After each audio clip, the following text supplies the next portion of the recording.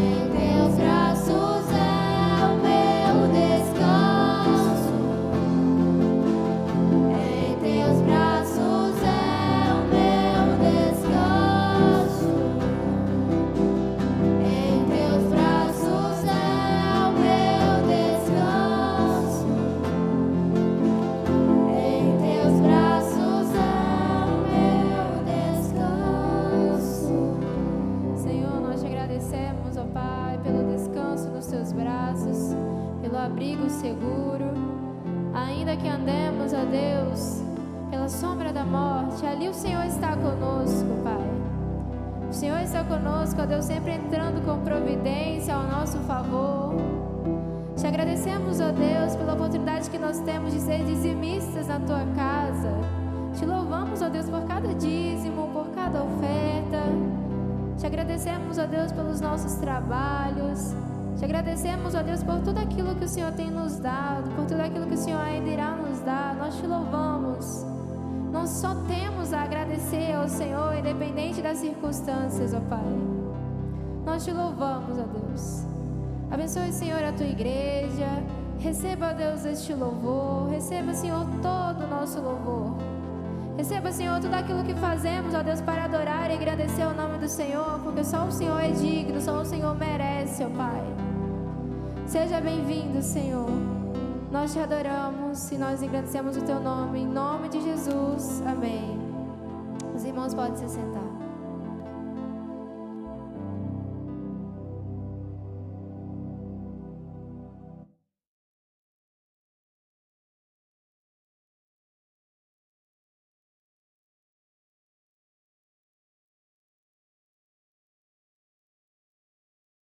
Graça e paz, meus irmãos.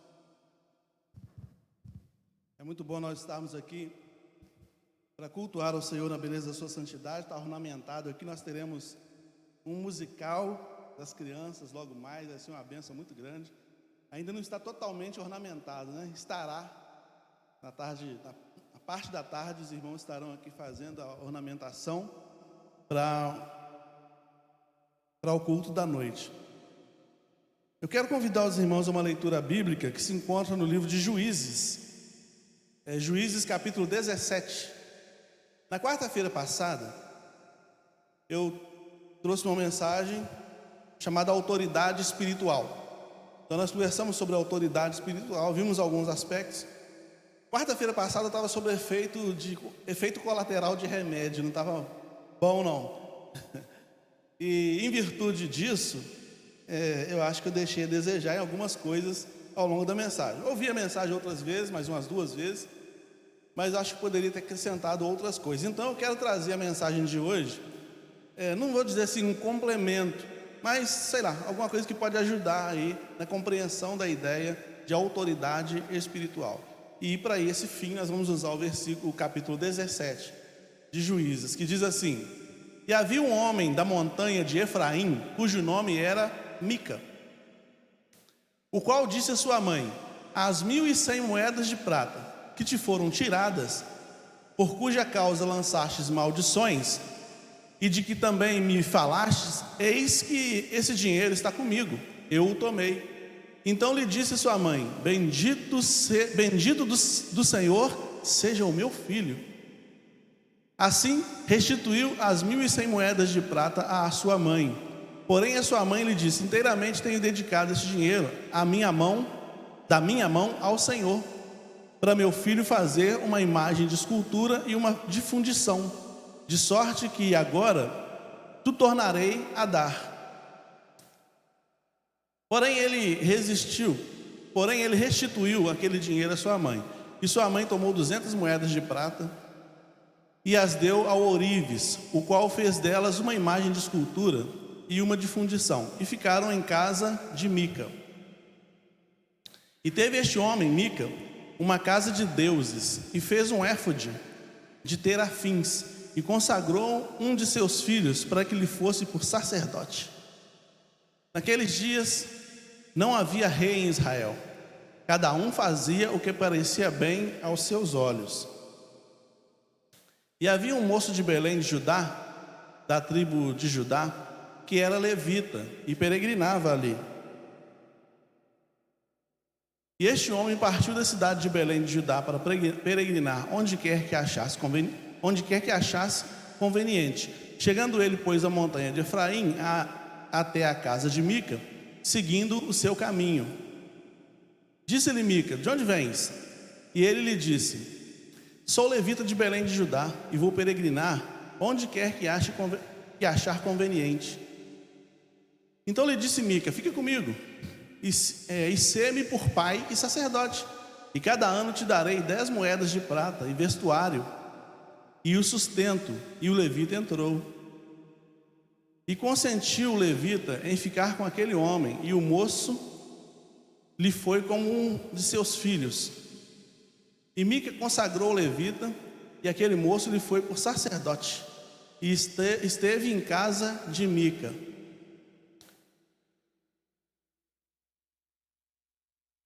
Então disse Mica: agora sei que o Senhor me fará bem, porquanto tenho um levita por sacerdote. Amém? Vamos orar. Senhor, muito obrigado pela tua palavra lida, pelas tuas misericórdias que não têm fim, por hoje ser o dia do Senhor, e por nós termos a liberdade e a oportunidade de estudar livremente a tua palavra. Abençoe, ó Deus, a nossa vida, nos dê sabedoria, nos dê a unção do alto. Usa a minha vida, a vida do Rui e a vida de todos aqui, ó Deus, para que possamos receber do teu Espírito Santo aquilo que o teu Espírito Santo quer fornecer, quer conceder aos nossos corações. Em nome de Jesus, amém. Mica e o levita, autoridade espiritual, parte 2. Vamos conversar assim, vamos pensar assim. O texto que nós lemos aqui fala de um sujeito chamado Mica. Não fala muita coisa sobre ele, não sabemos muito sobre ele, mas é um sujeito que certamente tinha dinheiro, um sujeito rico. Ele era filho de uma mulher muito rica. E a mulher, a mãe dele, estava lançando maldições sobre alguém que havia roubado o dinheiro dela. 1.100 moedas de prata, 1.100 ciclos de prata, né? Tinha roubado o dinheiro dela, então ela lançando maldições sobre aquela pessoa que tinha roubado. Aí ele ficou com medo das maldições, falou com a mãe dele assim: mãe, aquele dinheiro que a senhora está amaldiçoando, quem roubou aí, olha, quem roubou fui eu. Eu roubei o dinheiro da senhora, eu quero devolver para a senhora. Ela falou: ô meu filho bendito, ela corta a maldição na hora, né? Ô meu filho bendito, vem cá, me dá um abraço, sei o que, aquele negócio todo, abençoa o filho dela, e pega o dinheiro e fala: não, fica com esse dinheiro, você já roubou mesmo? Fica com esse dinheiro aí, faz uma imagem de escultura com ele, faz uma imagem de fundição. Mas ele estava com medo de ficar com dinheiro, porque ela já tinha amaldiçoado que ficasse com dinheiro. Então ele tenta devolver, ele devolve o dinheiro para ela, as moedas de prata. Ela tira uma quantia daquelas moedas e fala assim: toma aqui, procura um ourives aí, alguém que consegue fazer fundição desse material, faz umas imagens de escultura para a gente, vai lá. Aí ele foi e fez uma imagem bonita com aquele dinheiro. E a Bíblia diz que ele tinha uma capelinha, né? Certamente, imagina uma fazenda, era um lugar grande.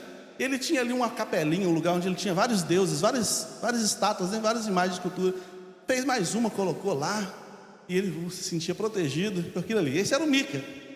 E essa era a mulher, uma mulher muito rica, uma mulher de posição, uma mulher que tinha tido suas posses, ou parte das suas posses, surrupiada pelo próprio filho, mas ela coberta isso. Enfim, a mulher sai de cena. Agora vamos ficar com o Mica aqui. Mica era um sujeito que tinha ele era um sujeito religioso. Tanto é que ele tinha uma capela. Ele tinha uma capela ali, então ele era um sujeito religioso. Era um sujeito que buscava a proteção divina. Era um sujeito que queria ter a proteção divina. E isso vai sendo estampado cada vez mais no texto, porque depois que ele faz essa imagem de fundição, ele unge um de seus filhos como sacerdote. Olha o que ele faz. Ele fala: divindade eu tenho bastante, mas está faltando um sacerdote. Não sabemos por que ele morava com a mãe, mas enfim, ele pega um dos filhos dele, unge lá, certamente com óleo, como sacerdote. A partir de agora, meu filho, você é o nosso sacerdote aqui em casa, hein? Fica à vontade aí, hein? Você é a autoridade espiritual nossa aqui, hein? Fica à vontade. E o Mica estava se sentindo protegido com agora um sacerdotinho filho, as imagens de escultura, tá tudo certo, estou sendo protegido por Deus. Mas a sorte de Mica ainda ia mais além, né? Porque no outro lado, numa cidade vizinha, em Belém, tinha um levita que estava fora dos ofícios sacerdotais. É bom pensar que a gente está falando aqui do período dos juízes. O período dos juízes é um período de mais de 200 anos, talvez 210 anos, em que era a transição, né?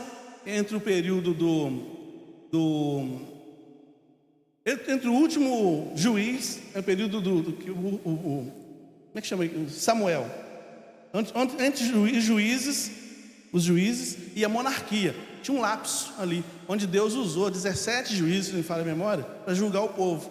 Então era um período de muito obscurantismo, não tinha rei. O texto termina no versículo 5 falando assim: não tinha rei em Israel, cada um fazia o que achava que tinha que fazer. Então, como não tinha rei, também não tinha profeta, porque a monarquia em Israel, com a monarquia em Israel, com os reis em Israel, surgiu a necessidade de ter profeta. O profeta era alguém que andava junto com o rei para encaminhar o rei na presença de Deus, para que a nação andasse na presença de Deus. Não tendo o rei, não tinha profeta. Então, a vida religiosa do povo, a vida social do povo, era cada um fazia o que queria fazer, a vida era assim. E aí, o período, os levitas, que era uma classe pobre e não tinha, entre as nações, entre os povos ali, né? Eles não tinham uma tribo deles, porque Deus permitiu que todas as tribos tivessem uma região, uma terra, né? Um pedaço de terra para estabelecer ali a sua tribo, mas o levita não. Os levitas, ele falou assim: os levitas eu quero que fique espalhado entre o povo, abençoar todo o povo, abençoar as outras 11 tribos. Então os levitas viviam do serviço sacerdotal. A paga de um levita, o pagamento de um levita era grãos, era cereais, verduras, legumes, que as pessoas colocavam na porta da casa. Aí o levita vinha, pegava aquilo, levava e se alimentava com aquilo, recebia uma roupa de presente, era assim. A vida deles é assim. Então, geralmente, uma pessoa que era levita, uma pessoa que era pastor é ótimo, uma pessoa que era levita ou era sacerdote, era muito pobre. Pastor é rico, né? Pastor é rico, sacerdote não. Sacerdote era muito pobre, porque ele vivia de doação. É a doação do povo que alimentava essas figuras, né? E no período dos juízes, que o tabernáculo não estava funcionando, não tinha... Estava tudo de qualquer maneira, então o serviço sacerdotal ficou largado. Esse homem estava muito longe de onde ele deveria estar, ele estava em Belém. Ele estava em Belém de Judá. E o texto fala assim: esse homem estava procurando um lugar para morar. Ele não tinha onde morar, não tinha o que comer, não tinha como vestir direito. Estava pobre, muito pobre. Então ele falou: vou, mãe, tchau, gente, tchau. Vou em busca aí de uma vida melhor. E ele foi andando, foi seguindo a sua viagem. Sei lá como que ele foi, mas foi seguindo a sua viagem até chegar em Efraim. Chegou em Efraim, perto da propriedade do Mica. E aí o Mica vê aquele sujeito assim e fala: você está vindo de onde, ô forasteiro? Lembrando que naquele tempo as pessoas eram muito hospitaleiras, né? Então, você está vindo de onde? Ele fala: eu estou vindo lá de Belém, eu sou levita. Ah, você é levita? Você é levita? Olha o olhinho dele, olha o olhinho do Mica. O Mica que tinha uma casa uma casa de deuses, né? Ele tinha uma capela, ele tinha ungido o filho dele como sacerdote, e de repente na porta da casa dele bate um levita. Ele falou: você está sem ofício? Estou. Vem para cá, mora comigo. Fique aqui em casa. Eu vou te pagar. Não vou te dar só comida, só roupa, não. Ele fala: eu vou te dar roupa. Não fala? Mas ele fala também: vou te dar um tanto de dinheiro por ano. Fique comigo aqui. Fique comigo. Aí o levita pensou e falou... Aliás, ele nem pensou, né? Já entrou e falou: estou no céu, Deus me abençoou. O Mica falou: Deus me abençoou. E o levita falou: Deus me abençoou. Duas pessoas carentes, né? Duas pessoas carentes. Uma carente de roupa, carente de lugar para ficar, carente de tudo. E a outra carente de um guru. O que o Mica queria na vida dele era um guru. Ele estava tateando, tentando encontrar Deus, tentando buscar Deus. Por isso que ele tinha uma capela cheia de Deus. Por isso que ele ordenou o filho dele, ou ungiu o filho dele para ser sacerdote. Ele precisava de ter sobre a vida dele uma autoridade espiritual que governasse a vida dele, que direcionasse os passos dele. E agora vem um levita de ofício. Não é meu filho não, porque meu filho eu conheço. Meu filho fala: faz isso. Se é sacerdote, eu sou seu pai. Meu filho eu conheço. Mas vem um forasteiro agora, alguém de fora, que é um levita de ofício. Porque o levita, ele não só tocava instrumento, não. Hoje em dia falam levita, o fulano de tal é levita na igreja. Não existe levita hoje em dia. Existem instrumentistas, cantores, mas levita não. O levita, ele ficava por conta de todo o trabalho do templo. Se você quer ser um levita na igreja, começa a varrer o chão, começa a limpar tudo aí, começa a ajustar tudo, porque o levita não foi pegar o instrumento, ficava tocando bonitinho, às vezes não limpando nem o instrumento, não. Ele tinha muito serviço. O levita tinha muito serviço. E então um levita de ofício agora bate na porta da fazenda, da casa do Mica, e o Mica fala: não, entra, almoça de uma vez, você já jantou? Já tomou café? Fica aqui de uma vez. E trata ele bem, e dá dinheiro para ele, dá roupa para ele. Ele falou, estou abençoado. E o texto termina falando, com a fala do Mica, né, que diz assim, agora sim eu vou ser abençoado por Deus, porque eu tenho um sacerdote na minha casa, um sacerdote particular, eu tenho o meu guru, eu tenho a minha autoridade espiritual aqui dentro da minha casa, minha vida agora vai ser uma bênção muito grande. Eu gosto do livro de Juízes, porque o livro de Juízes fala muito da carne, né? Mostra as pessoas como de fato elas são. O livro de Juízes, só para você ter uma ideia, no capítulo 19, 2 capítulos depois, um levita, eu não sei se é o mesmo ou se é um outro levita, mas um levita se casa com uma mulher, a mulher abandona ele vai na casa da mulher, do pai dela, para buscá-la de volta. Enquanto ele está na casa do pai dela com ela, um grupo de homens chega na porta da casa e pede para ter relações sexuais com ele, porque era um visitante. Mesma coisa que aconteceu em Gênesis lá no período de Ló. E aí o pai da moça fala assim, não toca no meu, dessa pessoa que está me visitando, não, pelo amor de Deus, faz isso não. Porque naquele tempo, você hospedar uma pessoa em casa, você tem que tomar todo cuidado com ela, tinha que dar sua cama para ele dormir. As melhores coisas tinham que ser dadas para a pessoa que foi hospedada, você tinha que cuidar da segurança dele. Então, não toca nessa pessoa não. Eu tenho uma filha virgem, eu dou minha filha virgem para vocês fazerem o que quiser com ela, mas no visitante não. Aí os caras, não, a gente não quer sua filha não, a gente quer esse cara aí. Aí ele pega a filha dele e dá para os caras. E os caras fazem coisas com ela a noite inteira. No dia seguinte, depois você lê, capítulo 19. No dia seguinte, essa mulher vem arrastando pela rua, o texto vai falando isso, vem arrastando pela rua, consegue chegar em casa, coloca a mão para tentar abrir, não consegue abrir, cai e morre na porta de casa, porque ela foi violentada a noite inteira. Aí o sacerdote, quando ele sai e vê a esposa dele naquela situação, ele leva ela para casa, esquarteja ela em 12 pedaços, manda um pedaço para cada tribo e fala, preciso de ajuda. Aliás, ele manda para 11 tribos, porque foi o pessoal de Benjamim que fez isso com a minha esposa. A gente tem que dar uma lição nesses caras. As outras 11 tribos se levantam contra Benjamim e dizima praticamente a tribo de Benjamim. Benjamim tinha cerca de 26 mil pessoas, soldados, né? Eles dizimam e deixam um pouco mais de 1000. Eles falam, não vão acabar com tudo não, para essa tribo não desaparecer.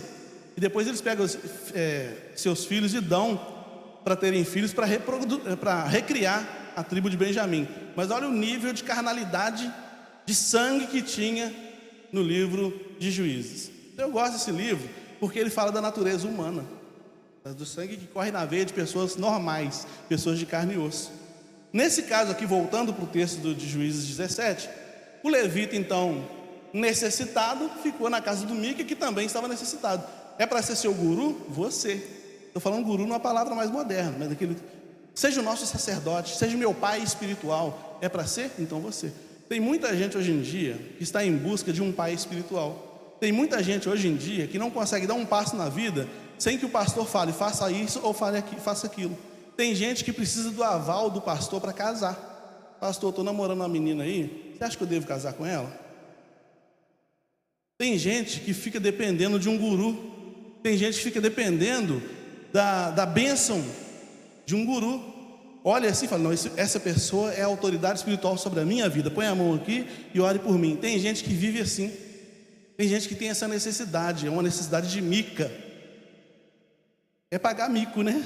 Está pagando mico. Fica nessa necessidade. E se uma pessoa carente dessa, encontra um sacerdote, um levita, entre aspas, carente de dinheiro, por exemplo, do outro lado, o que você acha que vai dar?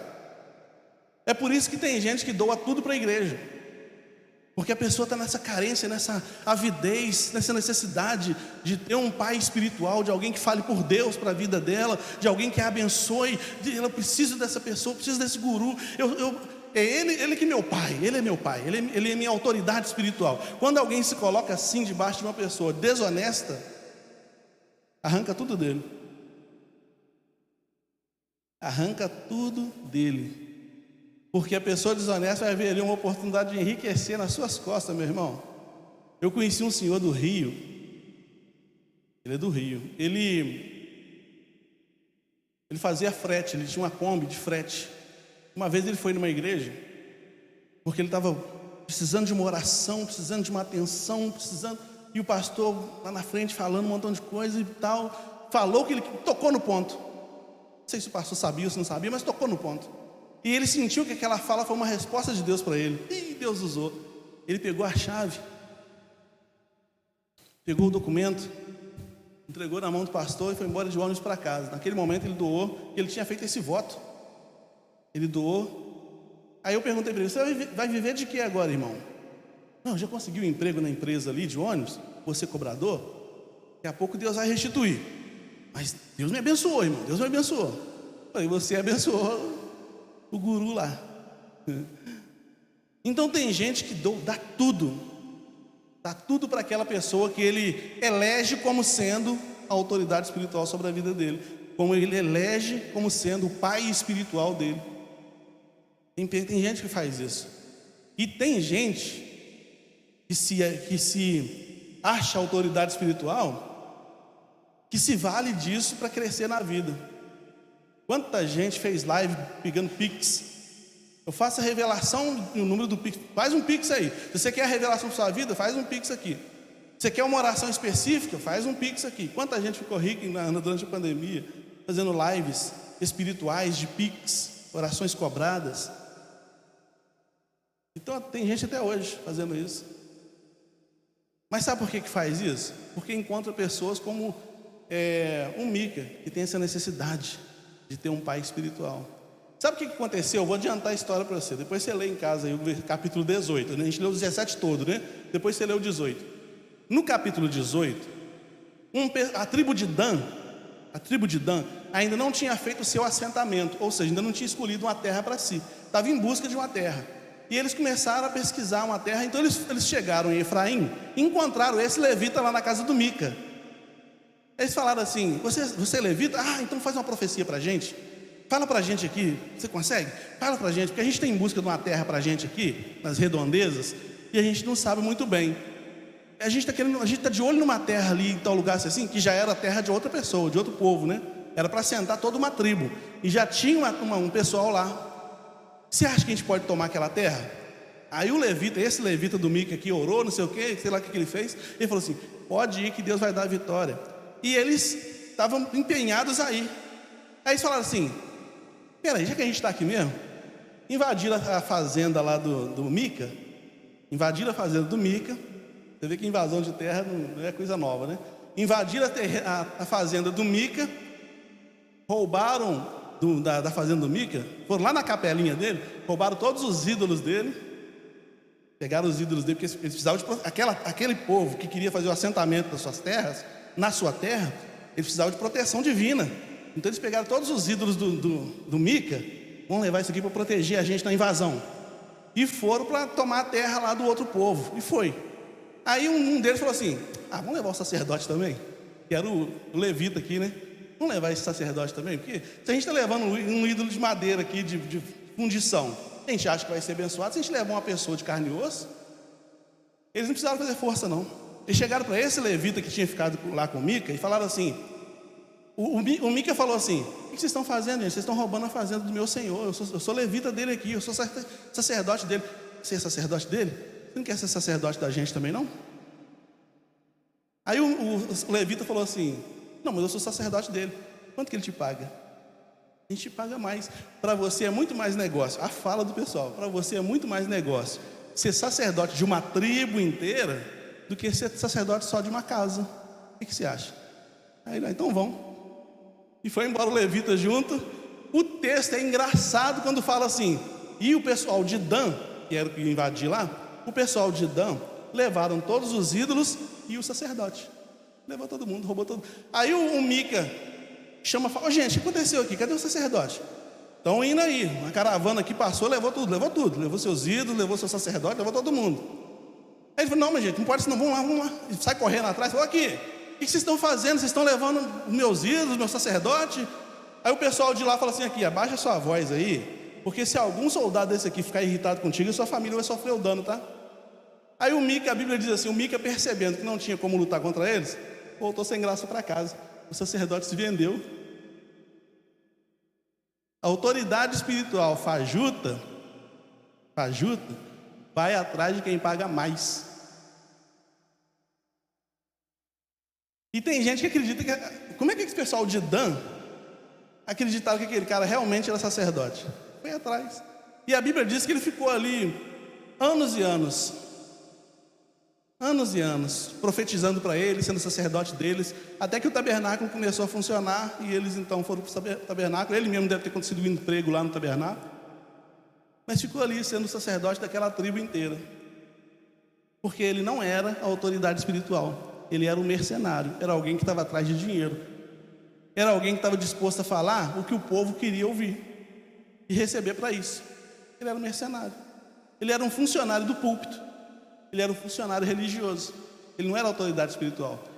Nós, irmãos, temos que ter iluminação suficiente, sabedoria suficiente vinda da parte de Deus, para a gente saber distinguir o que é de fato uma autoridade espiritual de um mercenário.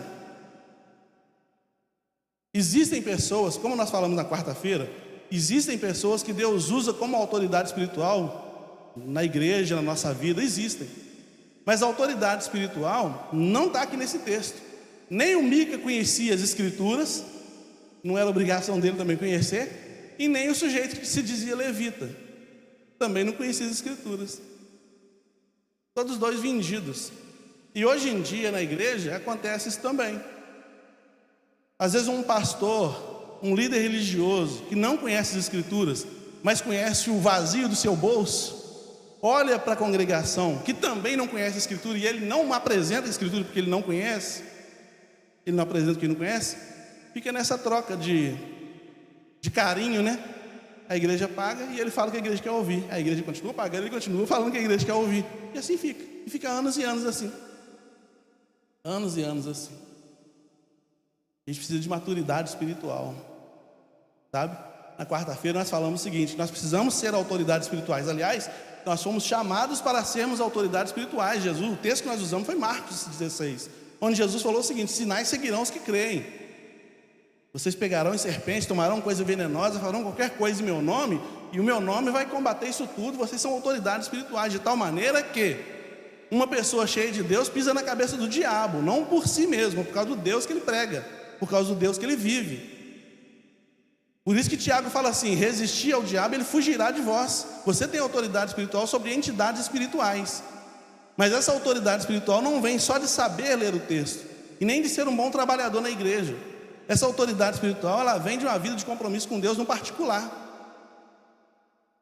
Sabe, Jesus falou, olha o que Jesus falou: quando forem orar, não orem em praça pública, vai para o seu quarto, fecha a sua porta, ore em secreto, e vosso Pai que está nos céus vai abençoar vocês em público. Quanto mais eu me fecho no secreto do meu quarto para buscar a Deus, mais eu vou crescendo, o reino de Deus cresce para dentro de mim, e eu cresço para dentro do reino. A fusão entre a minha vida e o reino de Deus aumenta de tal maneira que eu me torno uma referência, uma autoridade espiritual. Mas não é para mim não, não tem nada a ver comigo, não é para mim não, é para o reino. Porque como nós falamos na quarta-feira, a autoridade espiritual não tem nada a ver com a pessoa em si, não é para a pessoa. Jesus libertou o endemoniado gadareno, aquele homem ficou liberto, Jesus falou: agora você é autoridade espiritual sobre 19 cidades, sobre Decápolis inteira, prega para todo mundo.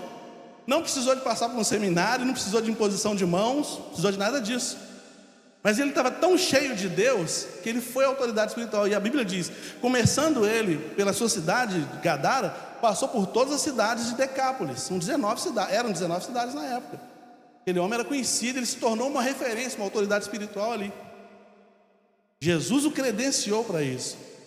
E como nós falamos na quarta-feira também, a autoridade espiritual não é quem faz, porque em Mateus capítulo 7, as pessoas chegarão, Jesus falou assim: chegarão para mim naquele dia dizendo: no seu nome expulsamos demônios, no seu nome falando em línguas, em teu nome fizemos muitas maravilhas. Jesus não falou, não fizeram, ele falou: fez, está certo, é isso mesmo, só que eu não conheço vocês.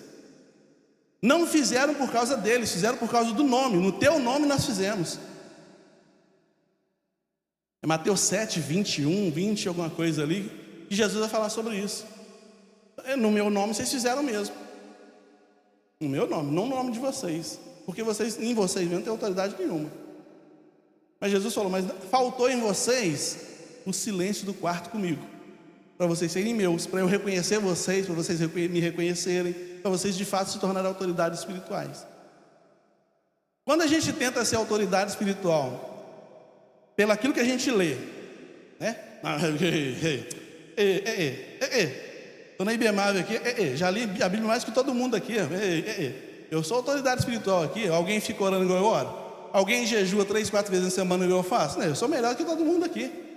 Quando a minha ideia de autoridade espiritual está nessa direção, o que acontece comigo é o que aconteceu com o pessoal do livro de Atos lá, que falou assim, chegou para uma pessoa endemoniada e falou: eu te repreendo, diabo, em nome de Jesus, a quem Paulo prega. A resposta do diabo foi assim: espera aí um pouquinho. Os diabos lá dentro da pessoa conversando, né? O Jesus a gente sabe quem que é. O Pedro a gente sabe quem que é. Mas quem que é esse pessoal aí? Quem que é esse cara aí que está querendo expulsar a gente? A Bíblia diz que voou sobre eles e eles fugiram nus e pelados, fugiram nus e descalços. Quando eu tento ser autoridade espiritual não tem que ser reconhecida por mim, não, tem que ser reconhecida pelos outros.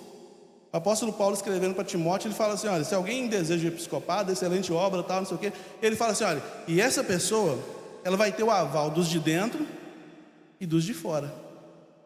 Tantos crentes vão olhar e falar: não, esse aí tem jeito de pastor, hein? Esse aí tem jeito de missionário, hein? Esse aí tem jeito de ser um professor de escola bíblica, hein? As pessoas reconhecem isso. E os de fora, você vai no mercado, alguém te olha assim: você é pastor? Porque, percebe, quem tem autoridade espiritual, o rosto brilha.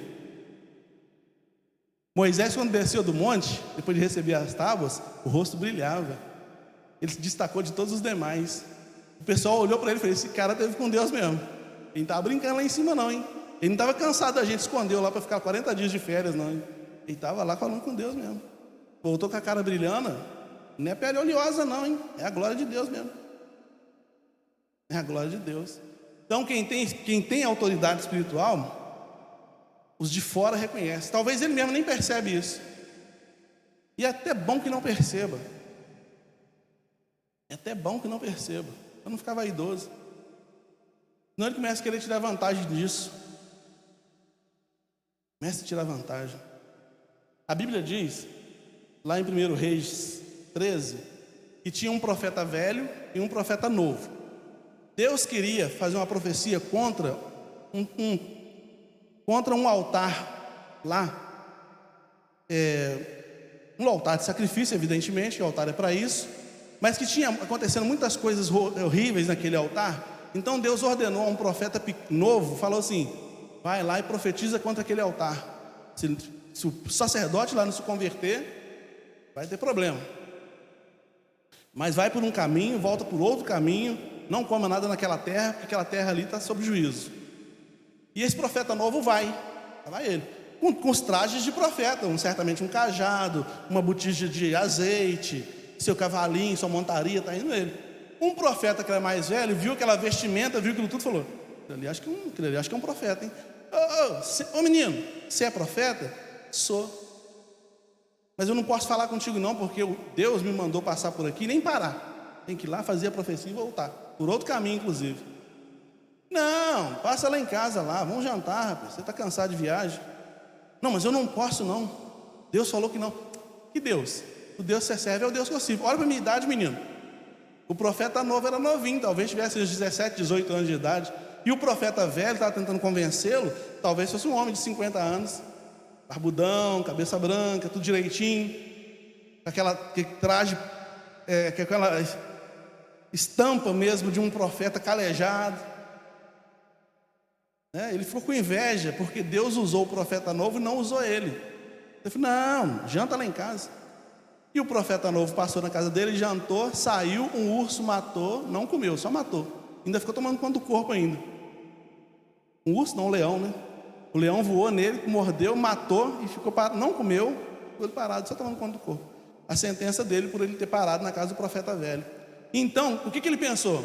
Se esse profeta tem mais idade, barbudão, já tem todo o trejeito de profeta, já tem tanto tempo, falou comigo aqui agora, tem 30 anos que eu sou profeta, você não vai ouvir minha voz. Você acha que Deus ia falar contigo, menino, e não ia falar comigo? Que é isso? Está tudo certo, que é o mesmo Deus. Ele viu nesse profeta velho uma autoridade espiritual e se deu mal por causa disso. Morreu, perdeu a vida. Entende? Isso eu contei um caso bíblico, mas eu já vi um caso na vida real. Uma moça, eu já falei isso várias vezes, vou falar de novo agora. Uma moça se apaixonou por um cara casado e veio pedir minha opinião. Pedi que se orasse, eu falei, não vou nem orar, velho. Não vou orar nesse sentido não, minha filha. Ele é casado? Não estou não vou orar. Ela era solteira e o cara era casado. Não vou orar não. Aí ela foi procurar uma pessoa que tem uma oração mais forte. É porque os batistas, né? Tem gente que pensa assim, né? É porque os batistas não têm Espírito Santo. Então deixa eu procurar uma pessoa de fogo mesmo, cheia de Espírito Santo, que vai orar direitinho. E aí procurou uma pessoa lá que era uma pessoa de referência. Eu conhecia a pessoa séria, pessoa era faxineira num lugar comum, e a pessoa ali séria. Essa pessoa decidiu orar pelo sentimento dessa moça. Orando, e fez jejum. Fez mais de uma semana, acho que foi uma semana de jejum, oração, clamando a Deus, para Deus dar uma resposta para a moça. E no final ela chegou para a moça e falou assim: a benção é sua. Vai lá, toma posse da sua benção. E o casamento do cara acabou mesmo. Não ficaram juntos, mas o cara separou da mulher e ficou com ela um tempo, depois separou. Aconteceu isso. Aí ela veio falar comigo, né? Quando falou assim, pode ir que a benção é sua, ela veio falar comigo. Então, eu pedi para você orar pelos meus sentimentos. Não é para orar pelos meus sentimentos, é orar para que Deus desse a bênção para ela, né? Aquilo ela chamava de bênção, né? Eu pedi para você orar pelos meus sentimentos, você não orou, fulano de tal orou, jejuou, não sei o que, Deus mostrou para ela. Falei, então tá bom, vai nessa tua força. E aí, depois que aconteceu tudo lá, bem que você falou, hein? 3, 4 anos depois, né? Bem que você falou, hein? Eu falei, não, as escrituras falaram. Eu não sei porque que essa profetisa lá orou e tal. Não sei porque que ela fez isso. É o tipo de oração que não se faz, né? Depois tem que colocar uma foto na internet, esconder o rosto, né? Presente de Deus. Na verdade, não tem um negócio desse? Quando você coloca uma foto sua com um presente de Deus, meu presente de Deus já tem outro dono. Aí você tem que embaçar a cara assim pra... É desse jeito. Aí, enfim, aconteceu isso. Mas tem pessoas que precisam de um guru que fale aquilo que ele precisa ouvir. Que fala aquilo que ele quer ouvir. A bênção é minha? Pode ir que a bênção é sua. Não, mas não está meio estranho, não? Não, sou autoridade espiritual. Sabe quanto tempo eu tenho? Sabe quanto tempo de ministério que eu tenho? Que é isso? Eu estou acostumado, estou calejado isso aqui já. Eu estudo aqui, de capa a capa. Pode confiar. É isso, cuidado, gente. Uma das primeiras coisas que Jesus falou, quando perguntaram para ele, qual o sinal da sua vinda? O que a gente tem que esperar? Sabe qual a primeira coisa que Jesus falou em Mateus 24? Acautelai-vos dos falsos profetas. Era a coisa mais perigosa. Ele falou assim, fica com medo do Império Romano, fica com medo da política, fica com medo... Não, ele falou, cuidado com os falsos profetas, são piores. Porque o falso profeta, ele trabalha na sua fé. É a sua fé, ele manipula a sua fé. Se você deixar a sua fé apoiar os cuidados dele, ele manipula a sua fé. Isso pode acabar com a sua vida. Entende? Certamente que você é uma autoridade espiritual. Certamente que Deus te usou, te usa e te usará muito como autoridade espiritual. Mas mantenha-se ali, na humildade, caminhando com Deus, em tranquilidade, sem presunção, sem ganância. O apóstolo Pedro falou, olha, quer pastorear o rebanho de Deus? Com humildade, tranquilamente, sabendo que o rebanho não é seu, é dele. Jesus falou com Pedro, apacenta os meus cordeiros, não é seu não, Pedro. Esteja no meio deles em humildade, em tranquilidade, ali, para você não correr o risco de estragar o rebanho de Deus. Porque o que é falado aqui no púlpito é muito sério. Tem gente às vezes que fica chateado, porque às vezes traz o nome, pastor, eu queria trazer fulano de tal para pregar na igreja. E aí eu veto. Já aconteceu isso várias vezes. Eu veto, não, fulano, vamos aguardar, agora não, fulano não. Não exponho nada, só que não, fulano não. Não, mas por quê? Porque aqui é muito sério. Aqui é muito sério, estou falando da fé do pessoal. Muito sério. Aqui eu estou falando em nome do Senhor. Não é a minha palavra, não é a minha filosofia, não. É em nome do Senhor. É por isso que a gente tem que tomar cuidado e falar assim, Deus falou comigo. Estava lá em casa tomando banho, Deus falou comigo. Tem gente que Deus tem gente que Deus é falador, rapaz. E Deus é Deus maritaca. Deus falou comigo, Deus falou comigo, Deus falou comigo. Eu vesti essa calça aqui porque Deus falou comigo. Eu pensei, qual calça que eu vou vestir? Veste aquela lá. Senhor, eu vou vestir essa calça. Que camisa que eu vou vestir? Veste aquela ali. Deus tem que falar isso tudo. Tem gente que precisa disso. Cuidado com isso. Às vezes Deus não falou nada. Para Jeremias, Deus falou isso. Ai daquele que diz, o Senhor disse isso ou aquilo, quando eu não disse nada. Não põe palavra na minha boca, não. E esse negócio, sentir de Deus, fé não é sentimento, gente. Fé não é sentimento, não. Não confunda fé com sentimento, não. Porque se fé for confundida com sentimento, o dia que você estiver feliz, você está com fé. O dia que você estiver triste, não tem fé nenhuma. Sentimento oscila. A fé não pode oscilar, não. A fé tem que estar linear. Ela não pode ser confundida com sentimento, não. Sentir de Deus que... Não, eu olhei para a igreja e vi que está precisando disso. Eu tenho habilidade para isso, eu vou fazer. Se foi Deus que mandou, não sei, mas eu vou fazer. Fica isso, não. Deus mandou fazer, então eu vou fazer. Pastor, Deus mandou fazer um solo aí. A pessoa desafinada. Deus mandou fazer um solo aí, pastor. Deus não mandou não, irmão. Deus falou, não, pelo amor de Deus, para mim o louvor. Não, então chama uma pessoa mais afinadinha lá. Entendeu? Estou falando em tom de tranquilidade, para a bezetacil não doer tanto. A bezetacil nem é no braço, né? É começo de conversa. Para não doer tanto a bezetacil. Então estou falando assim, mas é uma coisa muito séria e está muito comum hoje. Hoje em dia está todo mundo falando em nome de Deus. Jogador de futebol, antes da partida, coloca versículo bíblico e acha que está abençoado para fazer 1 milhão de gols. Acontece que o goleiro também orou, e aí? O goleiro adversário orou. Você está orando para fazer gol, o goleiro está orando para catar as bolas tudo, e aí?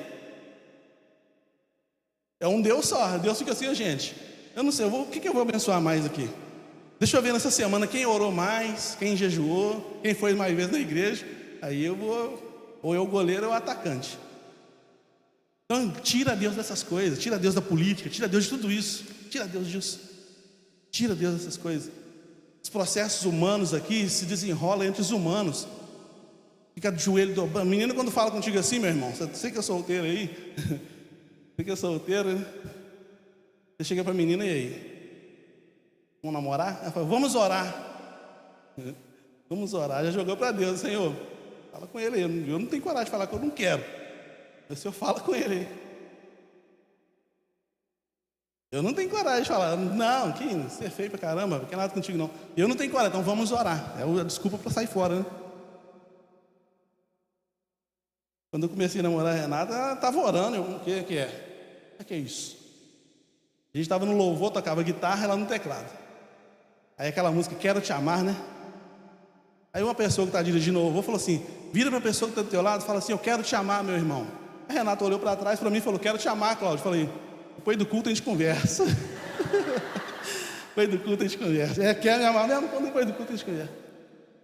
E eu sentei do lado dela, acabou o louvor, sentei do lado dela, ouvindo a palavra. Acabou o culto, uma oração silenciosa, estamos dispensados do culto, né? A oração dela foi cumprida, gente. Quando começa a orar demais assim, cuidado. Então, a gente precisa ter esses discernimentos das coisas espirituais, sabe? Para não tomar o nome de Deus em vão. Ele falou comigo, ele mostrou isso. Teve uma moça, isso eu vi na internet, um pastor que faz aconselhamento na internet. O rapaz se apaixonou por uma moça e ele pediu conselho para o pastor lá da internet, todos os dois solteiros, pedindo conselho para, como é que eu faço para conquistar essa moça e tal, eu estou orando. Aí o pastor falou, não ora não, irmão, chega na dela, conversa com ela, não tem nada de oração não, chega lá e conversa com ela. Ela vai falar sim ou não. Não, mas eu quero orar para que eu chegar lá, já está tudo encaminhado, entendeu? Eu quero chegar, orar direitinho, para eu chegar direitinho lá. Deus falou, o pastor falou aqui, faz isso com Deus, não? Faz isso não. Porque a gente tem que tomar cuidado com vontade permissiva de Deus. Tem coisas que Deus permite, a gente quebra a cara lá na frente. Ele permite por causa da insistência. Não foi assim com Sansão? Eu quero é aquela lá. A mãe dele falou, Sansão, eu quero é aquela lá. Sansão, tem muita gente aqui que você pode namorar. Não, mas eu quero aquela lá. O que aconteceu com Sansão? Perdeu a vida. Deus permite. 2 Tessalonicenses capítulo 2 vai falar sobre isso. Tem pessoas, 2 Tessalonicenses capítulo 2, tem pessoas, acho que é versículo 8 ou 10, por ali.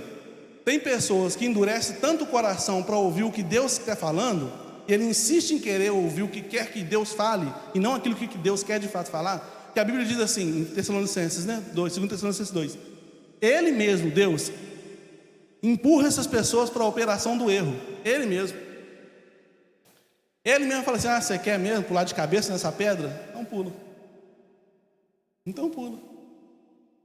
Ele mesmo empurra a pessoa para a operação do erro. Sabe? Então, cuidado com as autoridades espirituais, com as percepções espirituais, com se achar o espiritual. Deixe que os outros achem isso a seu respeito. Faz a sua parte, vai buscando a Deus aí com humildade, com tranquilidade. Vai seguindo o seu rumo, né?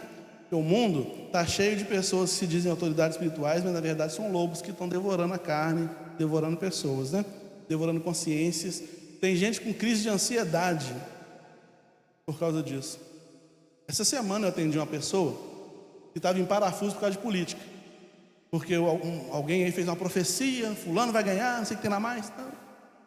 Nesse período, inclusive, teve gente que viu nuvens formando bandeira, né? Oh, glória! Sinal de Deus, olha que maravilha. Mas teve gente que viu nuvem formando, não posso nem fazer aqui, né? Mas nuvem fazendo lá a letra L, ele olhou assim, oh, benção, sinal de Deus. Então Deus um dia sinalizou a bandeirinha para um, daqui a pouco sinalizou um dedinho para cima assim para o outro, não sei o quê, direitinho. Tira Deus desse negócio, gente. Para com isso. Mas essa pessoa me ligou, ela falou assim, pastor, não estou conseguindo dormir, estou desesperado, recebi um vídeo aqui que está não sei o quê, blá, blá, blá, blá. Como é que eu faço? Essa é a razão pela qual eu pensei nessa mensagem. Como é que eu faço? Eu estou desesperado aqui, não sei o quê. Eu falei, você sabe quantas outras pessoas também dizem que receberam revelação? Para o outro lado? Quantas outras pessoas de outras religiões que dizem que receberam revelações para cá, para lá, para todo lado? Então a gente tem que tomar cuidado. Que revelação é essa? Eu prefiro, Cláudio, prefiro falar, eu penso isso, eu acho isso, que falar, Deus me revelou isso para a igreja. Prefiro. Vou fechar aqui, é da hora. Mas quando a Adriana foi lá na Associação dos Cegos, eu trabalhava lá na época, ela chegou lá toda sem jeito, ela não me conhecia direito, né? A gente se conhecia muito vagamente. Ela chegou lá, pastor Cláudio, eu fui indicada para vir aqui conversar com o senhor, porque a nossa igreja está entrando em sucessão pastoral, e seu nome foi citado. Pode colocar o seu nome lá? Eu, divinamente instruído, eu falei assim, pode colocar lá. Mas me veio uma pergunta assim, que eu não tinha pensado na pergunta, não tinha pensado nada, mas me veio. A gente ficou conversando ali. Eu falei assim, o que vocês acham do lugar onde vocês estão? Que era lá na casa da Sueli, um lugar que abrigou a igreja há muito tempo, foi uma bênção. Mas me deu aquele negócio, perguntei, o que vocês acham do lugar onde vocês estão? Ela, a gente gosta muito de lá, a gente não tem vontade de sair de lá. Eu falei, amém. Eu não tinha planos para mudar a igreja de lugar. Isso não é uma ambição minha, não. Pastor Cláudio aí, chegou aí, já quer mudar a igreja, já quer... Alguém falou assim, a igreja agora, pastor, vira a igreja de elite, né? Minha irmã, nunca pensei nisso, não passou isso pela minha cabeça, não. Passou, não. Eu preferia até que não passasse, mas talvez Deus já estivesse me mostrando alguma coisa. A gente ficou 1 ano e meio lá, e mudamos de lugar, e mudamos de novo agora. E aí? Eu não tenho nada com isso. Revelação de Deus não tem nada a ver comigo. Muitas vezes eu termino de pregar aqui, quando eu saio na porta ali, alguém fala, nossa, pastor, direitinho, tudo que eu estava orando lá em casa. Eu não estava na sua casa vendo a sua oração lá, não estou vendo o que está passando na sua vida, não sei nada da sua vida. Se Deus decidiu usar a minha vida ou a vida de qualquer outra pessoa que está aqui falando, para falar o que você está ouvindo, orando lá no seu secreto, louva a Deus, porque Deus está cuidando da sua vida, através da vida de alguém. Mas não tem nada a ver comigo, não tem nada a ver com aquele que prega. Entende? Quando eu vou preparar uma mensagem, eu poderia falar 1 milhão de coisas. Teve uma vez que num feriado aí, num determinado feriado específico, eu preguei uma coisa totalmente diferente. Aí alguém chegou para mim e falou assim, ô pastor, a gente tem que aproveitar esses feriados assim para falar dentro do assunto, dentro do tema do feriado, não sei o quê. Falei, mas aí ingesta o sermão, né? Quando eu vou pregar um sermão, por exemplo, hoje é domingo, vou pregar quarta-feira, eu já começo a orar falando com Deus, Senhor, o que o seu povo precisa ouvir na quarta-feira? É isso, e Ele vai colocar no meu coração o que eu tenho que pregar, e vem assim do nada. Porque Ele conhece o coração de todo mundo. Não, quarta-feira eu vou pregar esse assunto aqui. É um assunto bom. Esse assunto aqui é bom, hein? Mas se Deus não quiser falar nada aqui, eu não sei quem prega, a gente já passou por isso. Você chega aqui, você lê o texto, cadê que sai alguma coisa? Não é isso? E dá um desespero que você viu que o relógio, a hora não passa, e você já não tem mais nada para falar, porque você não tem mais nada para falar. Mas quando é Deus, olha lá, você está sentado no tempo aí. Mas quando eu quero falar sobre esse tema, aí você estraga tudo, que aí a igreja é sua, a mensagem é sua, o povo é seu, você é a autoridade espiritual. Eu não quero ser autoridade de nada. Eu sou o representante legal da igreja. Por ordem do ofício, por liturgia do ofício, como pastor, acabo sendo autoridade espiritual, acabo sendo um orientador espiritual da igreja. Entende? Mas completamente sujeito à repreensão. Hernandes Dias Lopes falou sobre isso. Ele fala sobre isso. Procura. Eu assisti um podcast dele, Hernandes Dias Lopes, hein? Olha de quem que eu estou falando. Ele falou o seguinte: eu estou aberto a qualquer um que quiser falar. Eu erro, eu não me acho autoridade espiritual, eu só tenho o privilégio de pregar mais do que os outros. Eu tenho o privilégio de dirigir uma igreja, é um privilégio. Eu quero aproveitar esse privilégio da melhor maneira possível. Por ser um formador de opinião, de ser um orientador da fé, quero aproveitar esse privilégio. Mas eu não me acho autoridade espiritual, não quero ser venerado, não quero ser tapete vermelho, não. As pessoas enxergam o pastor como sendo uma autoridade. Vamos colocar o tapete vermelho para o pastor aqui, e olha que eu estou pregando contra mim, hein? Vamos colocar um tapete vermelho para o pastor aqui. Não, nada disso. O pastor Batista é o primeiro servo. Eu que tenho que colocar o tapete vermelho para você, meu irmão. Foi Jesus que lavou o pé dos apóstolos. Entende? Quer ser autoridade espiritual? Vai lavar o pé de todo mundo aí. Então, para concluir, que o Senhor nos dê discernimento, que o Senhor nos dê sabedoria, que o Senhor nos dê os elementos que nós precisamos para sermos autoridade espiritual mesmo, né? Conforme Ele quer que sejamos, e para não nos dobrarmos diante de falsas autoridades espirituais, como aconteceu com Mica, né? E que não sejamos nós devoradores de vidas da mente. Tem gente que devora as pessoas, se não financeiramente, ideologicamente, até sexualmente, em função da posição que ocupa, né? Teve pastor que falou para a irmã: eu tenho que ter um filho contigo, que Deus mandou. E a irmã cedeu tudo, o marido deixou, tudo está tudo certo. Deus mandou, tem que ser, tem que cumprir. Tem gente cega assim. Que Deus nos livre dessas coisas, nos dê realmente maturidade espiritual para caminharmos com Ele. Amém? Vamos orar. Senhor, muito obrigado pela Tua palavra, que é viva e eficaz. O homem é falho, mas a Tua palavra é verdadeira, e nenhum jota, nenhum tio será tirado dela. Aplique essa palavra aos nossos corações, nos dê autoridade espiritual no Senhor, e nos ajuda, Deus, a sermos atentos quanto à falsa espiritualidade que nos rodeia tão de perto. Em nome de Jesus, amém. Deus nos abençoe, irmão. Se você ainda não votou, vote com sabedoria, com inteligência. Se você já votou, Deus te abençoe. Um bom almoço. Logo mais a gente se encontra para servir ao Senhor neste culto.